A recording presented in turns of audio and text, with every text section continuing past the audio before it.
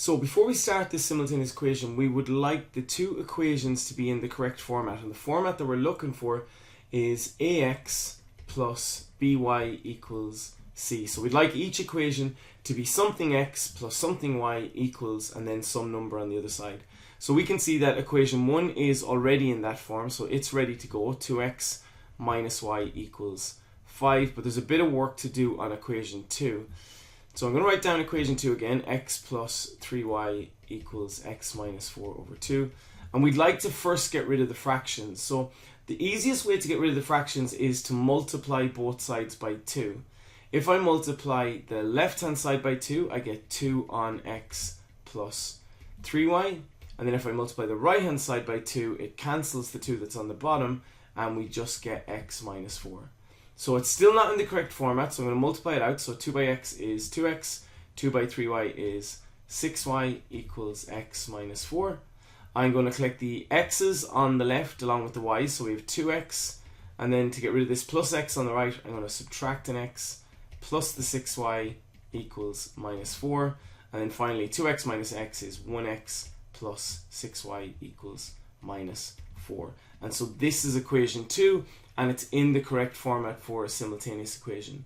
Now we're going to go ahead and solve the simultaneous equation. What we need to do is we need to have a look at equation 1 and equation 2 and see that if I summed the two lines, added the two lines together, would any of the x's or the y's cancel? And at the minute they wouldn't. So what I'm going to have to do is I'm going to have to multiply one or both of the lines to get something to cancel. I can see that if I multiplied equation 1 by 6, I'd get 2x by 6 is 12x, minus y by 6 is minus 6y, and then 5 by 6 is 30.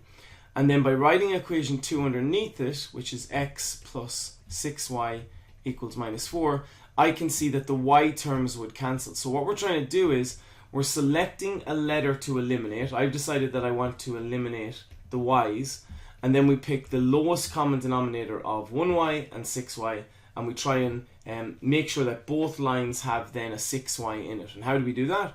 Well, we multiply equation 1 here by 6. So what I'm going to do then is I'm going to draw a line underneath. I can see that minus 6y plus 6y, they cancel. 12x plus x gives me 13x, and then 30 minus 4 is 26. If 13x is 26 and I divide both sides by 13, I get that x is equal to 2. So I've solved for x, and what I'm going to do now is I'm going to sub this value of x back into either equation 1 or equation 2. It doesn't matter which one you sub it back into. I'm going to sub it into equation 2, so let's go over here where equation 2 is x plus 6y equals minus 4. I'm going to sub in x equals 2, so 2 plus 6y equals minus 4.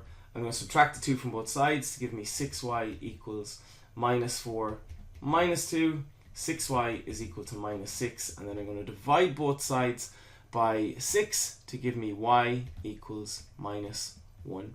And so we have an x value of 2, and we have a y value of minus 1, or we can put them into a bracket, 2 minus 1.